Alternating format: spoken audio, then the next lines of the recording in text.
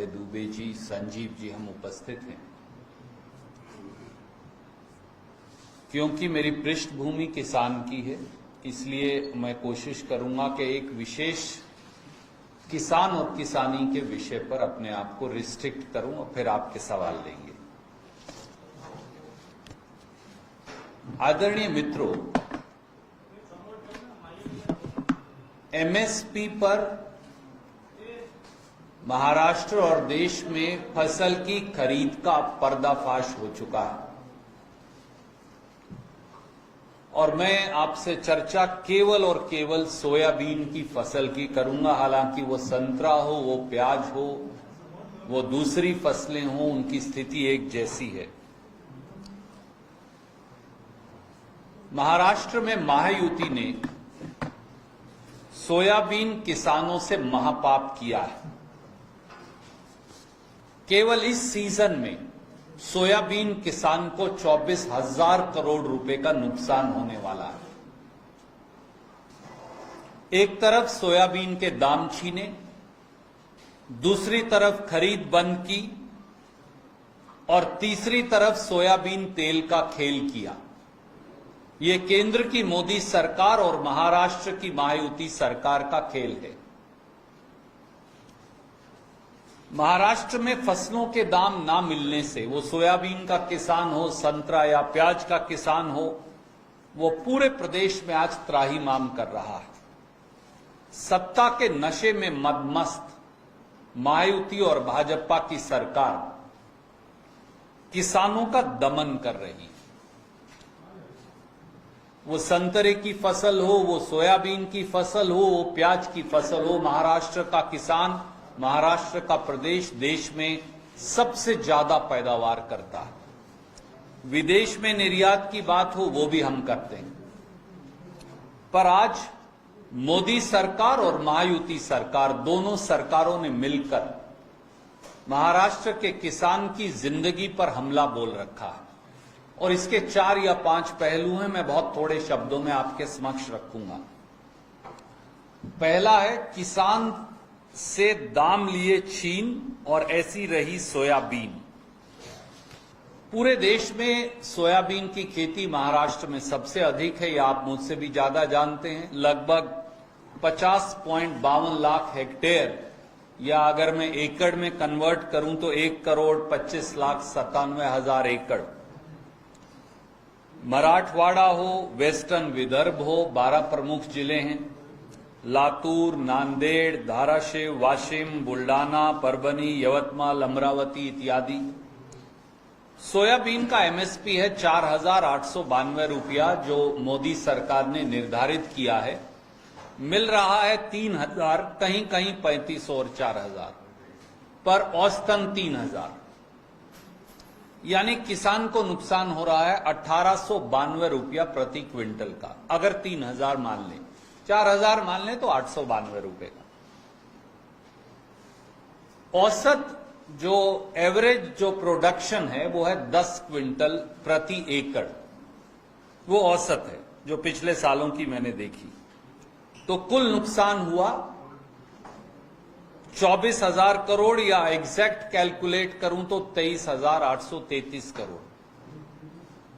इसके लिए सीधे सीधे मोदी सरकार और महायुति सरकार, दोनों सरकारें जिम्मेवार हैं। 2 महीने से सोयाबीन किसान दर दर की ठोकरें खा रहा है, पर कोई खरीदने वाला नहीं। दूसरा पहलू और ज्यादा चौंकाने वाला है। शिंदे सरकार ने, महायुति सरकार ने मोदी सरकार को लिखा कि महाराष्ट्र में सोयाबीन किसान की जो लागत है वो चौंकाने वाली है। वो है 6,039 रुपया प्रति क्विंटल। ये मैं नहीं कह रहा, ये महायुति सरकार ने एग्रीकल्चर कॉस्ट प्राइस कमीशन और मोदी सरकार को लिख कर दिया कि किसान की यहां लागत है 6,039 रुपया प्रति क्विंटल। फिर भी मोदी सरकार ने रेट निर्धारण किया 4,892 रुपया, मिल रहा है 3,000 रुपया। तो एक्चुअली तो किसान को महाराष्ट्र में नुकसान है 3,000 रुपया क्विंटल का। यानी 48,000 करोड़ रुपए का नुकसान केवल इस फसल में सोयाबीन किसान को 12 से ज्यादा जिलों में होने वाला है। तीसरा पहलू, अब 4,892 रुपया क्विंटल पर भी फसल की खरीद नहीं करेंगे, ये मोदी सरकार ने और महायुति सरकार ने फैसला किया, और ये राजनीति की वजह से नहीं। देखिए, 2024 में अनुमानित उत्पादन है 73,27,000 टन। ये मैं नहीं कह रहा, ये सरकार का आंकड़ा है। पर मोदी सरकार ने कहा एमएसपी पर खरीदेंगे महाराष्ट्र से कितना, 13,23,000 टन। तो भैया उत्पादन है 73 लाख टन, खरीदेंगे 13 लाख टन, तो बाकी 74% कौन खरीदेगा? आप कह रहे हैं कि हम एमएसपी पर केवल और केवल टारगेट सेट किया है, लिखकर मोदी सरकार ने 13,23,000 टन खरीदेंगे महाराष्ट्र से सोयाबीन, पर उत्पादन तो 73 लाख टन है, तो बाकी कौन खरीदेगा? 74% सोयाबीन ना खरीदने की प्लान महायुति और मोदी सरकारों ने पहले से ही बना रखी है। देश का भी यही हाल है। फर्स्ट एडवांस्ड एस्टीमेट, चाहे वो आंध्र प्रदेश तेलंगाना हो, चाहे वो महाराष्ट्र हो, अगर टोटल प्रोडक्शन एस्टिमेटेड है 133 लाख टन, पर मोदी सरकार ने कहा हम तो खरीदेंगे 32 लाख टन, तो 76% खरीदेंगे ही नहीं।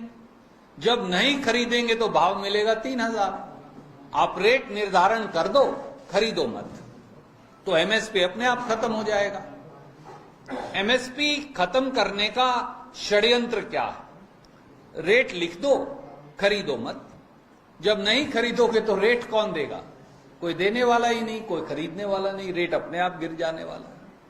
चौथा पहलू, अब जो बाकी 26% खरीदनी है 13 लाख टन महाराष्ट्र से, अब वो भी नहीं खरीदेंगे। अब ये फैसला भी किया, और उसका सबूत क्या है मेरे पास? 15 अक्टूबर से खरीद प्रारंभ हुई, आप जानते हैं। 15 नवंबर यानी कल तक 13,23,000 टन में से कितनी खरीदी? 3,887 टन, यानी 4,000 मान लीजिए।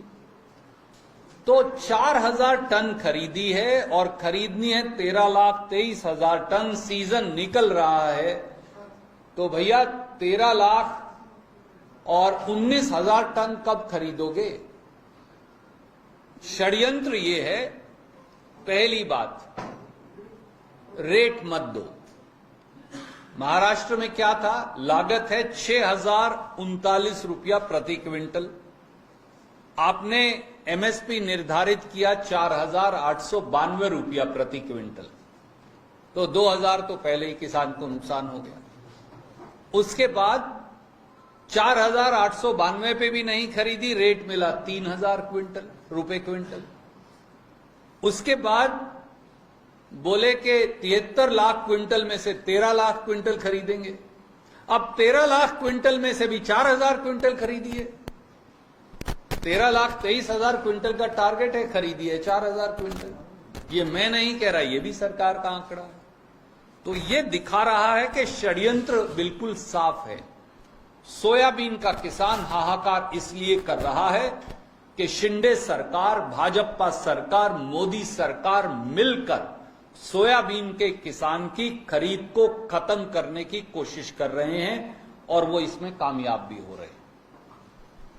चौथा पहलू है तेल का खेल सोयाबीन के। 2015 में जब सरकार बनी, 14-15 में, तो लाल किले की शहतीर से हमने भाषण सुना कि सोयाबीन के किसान भाइयों, दलहन के किसान भाइयों, आप बहुत सारा पैदा करिए ताकि बाहर से तेल ना मंगवाना पड़े। पर अभी क्या किया? जो इंपोर्ट ड्यूटी है तेल की, जैसे ही सोयाबीन आने वाला था तो वो 17.5% से घटाकर 13.75% या 13.25% कर दी। तो यानी ड्यूटी कम कर दी ताकि अडानी, विल्मर और दूसरी कंपनियां बाहर से मंगवा लें और हमारे किसान को सोयाबीन का रेट ना मिले। और जो क्रूड सोयाबीन ऑयल है उस पर कोई बेसिक कस्टम ड्यूटी नहीं लगाई। इसका ये भाजपा कभी नहीं बताएगी। सिर्फ एजुकेशन और इंफ्रा सेस लगा दिया 5.5%। तो कोई भी मंगवाओ 5.5% देकर। नतीजा ये हुआ कि 2013-14 में जो सोयाबीन तेल आता था देश में इंपोर्ट होकर, वो केवल 13.5 लाख टन था, और अब जो आया है वो है 38.5 लाख टन, यानी 25 लाख टन के करीब एक्स्ट्रा इंपोर्ट होना शुरू हो गया। पहले हम 8,000 करोड़ रुपया बाहर के किसानों को देते थे दूसरे मुल्कों के, अब हम 47,000 करोड़ का सोयाबीन तेल विदेशों से मंगवाते हैं। तो यही 47,000 करोड़ महाराष्ट्र के किसान को दे दीजिए, मध्य प्रदेश और तेलंगाना के किसान को दे दीजिए, आंध्र प्रदेश के किसान को दे दीजिए, उनसे ले लीजिए। पर नहीं, विदेश से मंगवाना है सोयाबीन का तेल, तो 47,000 करोड़ का विदेश से तेल मंगवाते हैं सोयाबीन का। हमारा केवल और केवल एक ही सवाल है कि सोयाबीन पैदा करने वाले किसान के साथ महाराष्ट्र में और साथ साथ पड़ोस के मध्य प्रदेश और तेलंगाना से मेरे साथी आए हैं, इनके प्रदेशों में ये घोर अन्याय क्यों? इसीलिए हमारी सरकार जो बनेगी, लोगों के आशीर्वाद से हमने निर्णय किया है। श्रीमान मल्लिकार्जुन खड़गे जी ने, उस तरफ से हमारे दूसरे जो गठबंधन के मित्र हैं, एनसीपी के, शिवसेना, यूबीटी के, उन्होंने भी, ठाकरे जी ने भी घोषणा की है कि 7,000 रुपया क्विंटल एमएसपी पर हम महाराष्ट्र में किसान का सोयाबीन खरीदेंगे और पूरा इंसाफ करेंगे। और भारत सरकार के एमएसपी और 7,000 के बीच का अंतर महाराष्ट्र की अगली जो सरकार बनेगी कांग्रेस के गठबंधन वाली, हम वो पैसा किसान के खाते में देंगे। तो एक तरफ षड्यंत्रकारी भाजपा और उनके मित्र दल हैं, और एक तरफ कांग्रेस और उसके मित्र दल हैं। तो ये सोयाबीन किसान के खिलाफ षड्यंत्र है, जिसको उजागर करने के लिए आपके समक्ष हम हाजिर हैं। कोई भी सवाल इस विषय या फिर किसी और विषय पर आप पूछना चाहें तो स्वागत है। We'll send you of course all the details. Sharad Pawar ने पुणे के शिरूर में कल एक सभा की, जिसमें उन्होंने कहा है कि वो अपने रहते हुए महाराष्ट्र में महिला मुख्यमंत्री देखना चाहते हैं, जिसके बाद कयास ये लगाया जा रहा है कि वो अपनी बेटी को प्रोजेक्ट करना चाह रहे हैं। देखिए, हर व्यक्ति ये चाहता है, और एक वरिष्ठ नेता के तौर पर उन्होंने कोई भावना व्यक्त की होगी और मैं उसका आदर करता हूं। पर हमारे गठबंधन में 3 दल हैं मुख्य तौर से, ठाकरे साहब हैं, शरद पवार जी हैं और भारतीय राष्ट्रीय कांग्रेस है। हम मिलकर निर्णय कर लेंगे। पर एक बात तो साफ है कि हमारे पत्रकार मित्रों का भी मैं धन्यवादी हूं कि आपने ये मानना आप सबने स्वीकार कर लिया, लोगों के साथ साथ, कि लोग इनके भ्रष्टाचार से इतने दुखी हैं कि हमारी सरकार बन रही है। हम प्रेम से इस बात का निर्णय कर लेंगे कि वो हमारा अगला मुख्यमंत्री कौन होगा। सर, आज देवेंद्र फडणवीस ने कहा है कि शरद पवार, उद्धव ठाकरे और नाना पटोले वोट जिहाद की राजनीति महाराष्ट्र में कर रहे हैं। देखिए, नफरत के जिहाद के एक्टर सबसे बड़े अब देवेंद्र फडणवीस बन चुके हैं। नफरती जिहाद, उनको अब एक फिल्म बना लेनी चाहिए, नफरती जिहाद। मुख्य एक्टर देवेंद्र फडणवीस, क्योंकि वो महाराष्ट्र के किसी विषय की बात नहीं करेंगे। ऊल जलूल, गपोड़ शंख वाली सब बातें अब देवेंद्र फडणवीस कर रहे हैं। वो क्या बॉलीवुड की, हॉलीवुड की, बॉलीवुड की पिक्चरों में अब किसी कैरेक्टर एक्टर का या कोई मजाकिए का, कोई इस प्रकार के रोल के लिए अपने आप को तैयार कर रहे हैं, या महाराष्ट्र की समस्याओं की? महाराष्ट्र में समस्या क्या है? सोयाबीन का किसान हाहाकार कर रहा है। जिस प्रकार से प्याज के किसान को खून के आंसू बीजेपी ने रुलाए, इंपोर्ट ड्यूटी, एक्सपोर्ट ड्यूटीज इत्यादि लगाकर, जिस प्रकार से संतरे का किसान हाहाकार कर रहा है, जिस प्रकार से सामाजिक भेदभाव है, गुंडागर्दी फैली हुई है, बेरोजगारी है, महंगाई है, देवेंद्र फडणवीस उनकी बातें क्यों नहीं करते? परंतु उन्हें हर रोज उठकर एक नया शगुफा घड़ना है। ऐसा लगता है कि वो जुमलेबाज मोदी जी का मुकाबला करने की कोशिश कर रहे हैं, कॉपी कैट कार्टून बनना चाहते हैं।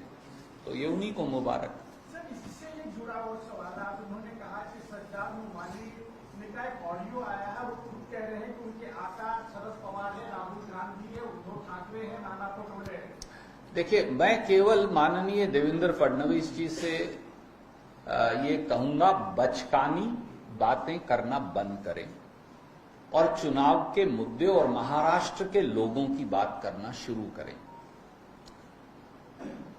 ये कैसे हो सकता है? 1,25,00,000 एकड़ पर सोयाबीन की खेती करने वाला किसान मंडियों में दर दर की ठोकरें खा रहा हो और वो एक्टर और ऑडियोज की बात कर रहे हैं।